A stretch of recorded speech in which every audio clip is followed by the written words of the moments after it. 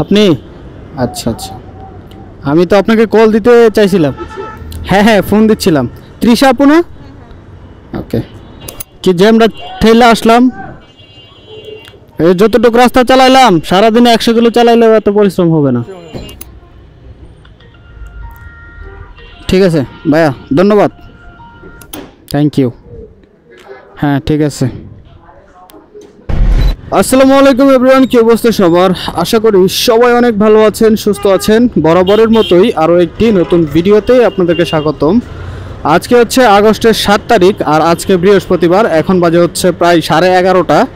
আর আমি প্রথম যাত্রীকে নিয়ে যাচ্ছি টিভি গেট থেকে হচ্ছে লুকাস মোড়, যেটা হচ্ছে তেজকুনিপাড়া তেজগাঁর। যাই হোক, এখান থেকে দূরত্ব হচ্ছে 4 কিলোমিটার, আর ভাড়া দিবে হচ্ছে যাত্রী আমাকে 150 টাকা। তো আজকে কিন্তু বৃহস্পতিবার, উড়াদুরা ট্রিপ দিব, কন্ট্রাক্টে হোক অ্যাপের মাধ্যমে হোক। তো ভিডিওটা পুরো দেখার অনুরোধ রইল। তো যারা যারা নতুন দর্শক আছেন, চ্যানেলটাকে এখনও সাবস্ক্রাইব করেন নাই, প্লিজ সাবস্ক্রাইব করে দিন। আর যারা ফেসবুক থেকে দেখতেছেন, প্লিজ ভিডিওটা একটা শেয়ার করে দিন। তো চলেন শুরু করে দিই আজকের দিন। এভাবে সিম্পলভাবে নিয়ে আসলেন?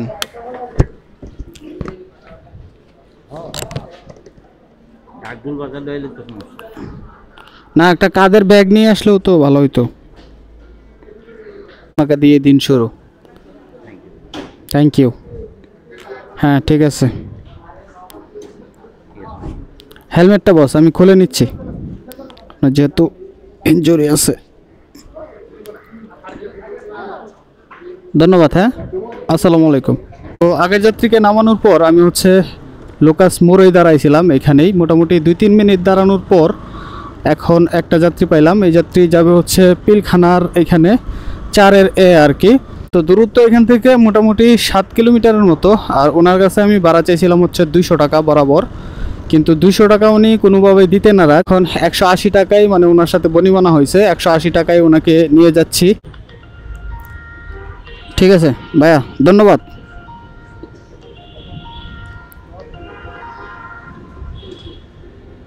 তো যাত্রীকে ড্রপ করতে না করতেই আরেকটা রিকোয়েস্ট পেয়ে গেলাম পাঠাও অ্যাপের মাধ্যমে। যাত্রী হচ্ছে ওই পাশে আছে, এই যে লোকেশনে যাচ্ছি ওনাকে পিক আপ করতে। যাবে সম্ভবত যাত্রাবাড়ির দিকে আর কি। তো চলেন আগে গিয়ে ওনাকে পিক আপ করি, তারপর আবার কথা বলতেছি। হ্যাঁ ভাই, এই যে যাত্রাবাড়ি মোড়েই তো না? ধুনিয়া। আচ্ছা, এই যাত্রীকে এখান থেকে পিক আপ করলাম, আর উনি যাবে হচ্ছে যাত্রাবাড়ি ধুনিয়া। এখান থেকে দূরত্ব হলো 11.5 কিলোমিটারের মতো, আর ফেয়ার আসে হচ্ছে 247 টাকা। আমাকে দেখাইছে 18 টাকা বোনাস সহ।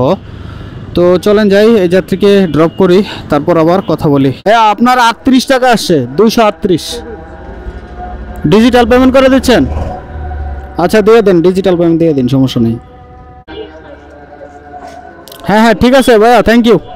আসসালামু আলাইকুম। হ্যাঁ, সময় এখন বাজে হচ্ছে 1:41। আর আমি আগের যাত্রীটাকে নামানোর সাথে সাথেই একটা ট্রিপ পেয়েছিলাম অ্যাপসের মাধ্যমে, পাঠাও অ্যাপের মাধ্যমে। তো ওই যাত্রীকে হচ্ছে আমি কল দিয়েছি, না হইলেও 50টা, কিন্তু উনি কল রিসিভ করতেছে না। আর হচ্ছে ওনার সাথে কথা হয়েছে 2-1 বার। উনি হচ্ছে লোকেশন এক জায়গায় দিছে, দাঁড়ায় আছে আরেক জায়গায়। তো শেষমেশ ওনাকে কল দিলাম, অনেকগুলো কল দিলাম, এরপর আর উনি কল রেসপন্স করে না। তো এর মধ্যে আমি আরেকটা কন্ট্রাক্টে যাত্রী নিয়ে নিলাম, যাবে হচ্ছে মিটফুট চকবাজার আর কি। এখান থেকে দূরত্ব 7 কিলোমিটার, আর উনি আমাকে ভাড়া দিবে হচ্ছে 150 টাকা। যদিও আমি 180 টাকা লাস্ট বলছিলাম, উনি 180 টাকা দিবে না, 150 টাকায় উনি আমাকে দিবে। যতটুকু রাস্তা চালাইলাম, সারাদিনে 100 কিলো চালাইলেও এত পরিশ্রম হবে না। ঠিক আছে, ভালো থাকবেন। কি একটা অবস্থার মধ্যে পড়লাম, অবস্থা খারাপ। 1 ঘন্টা ধরে জাম ঠেলতেছি, কোনো রকম বেরই হইতে পারতেছি না। শাহবাগে যে যাব,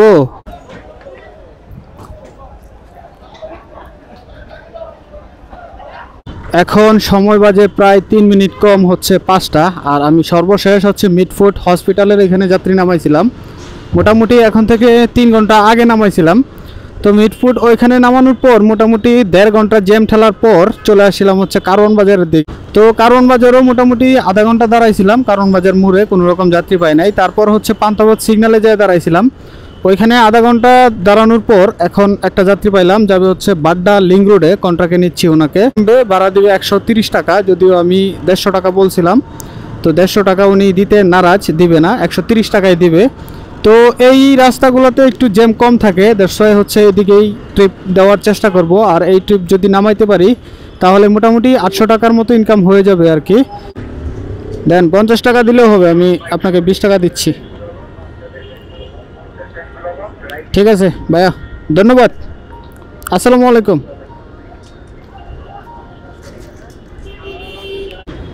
আপনি? আচ্ছা আচ্ছা, আমি তো আপনাকে কল দিতে চাইছিলাম। হ্যাঁ হ্যাঁ, ফোন দিচ্ছিলাম। তৃষা আপু না? ওকে। আগের যাত্রীকে নামানোর সাথে সাথেই আরেকটা রিকোয়েস্ট পাইলাম, ছোট্ট একটা রিকোয়েস্ট। 98 টাকা মাত্র, যাবে হচ্ছে গুলশান 2-এ। এখানে না আপু? আচ্ছা,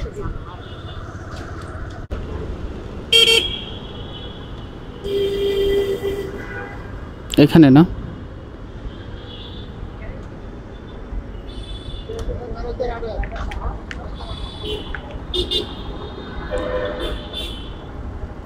পঁচাশি টাকা আসছে আপু।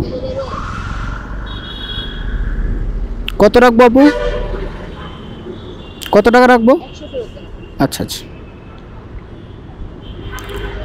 Thank you.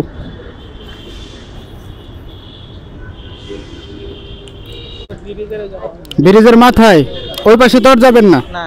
ওই পাশে গেলে সর্বনাশ ভাই।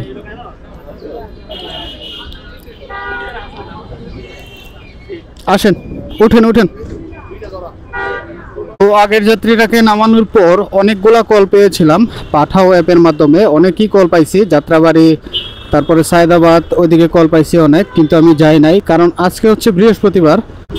অনেক সময় দেখা গেছে হচ্ছে যাত্রীর ভাড়া থাকে 300 টাকা, যাওয়ার পর দেখি 100 টাকা, মানে 200 টাকায় ডিসকাউন্ট থাকে। তো এর জন্যই হচ্ছে অ্যাপসের মাধ্যমে আমি যাই নাই। তো কন্ট্রাক্টে এখন একটা যাত্রী পাইলাম গুলশান 1 থেকে। এই যাত্রী যাবে হচ্ছে গাবতলিতে, গাবতলি বাস টার্মিনাল। দূরত্ব এখান থেকে 8 কিলোমিটার, আর উনি আমাকে ভাড়া দিবে বরাবর 200 টাকা। আর ওনাকে যদি সহি সালামতে নামাইতে পারি তাহলে কিন্তু আমার টার্গেট পূরণ হয়ে যাবে।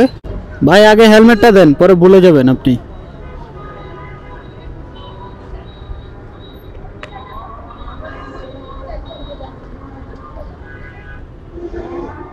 ঠিক আছে ভাইয়া, ধন্যবাদ। আসসালামু আলাইকুম। তো সর্বশেষ আমি গাবতলিতে যাত্রী নামাইছিলাম। ওইখানে নামানোর পর আমি বেশ কিছুক্ষণ বসছি গাবতলি বাস স্ট্যান্ডে। উবার অ্যাপে এবং পাঠাও অ্যাপের মাধ্যমে এখনও আমার ডেস্টিনেশন দেওয়া কোনো রকম যাত্রী পাই নাই, মানে রিকোয়েস্ট পাই নাই এখনও।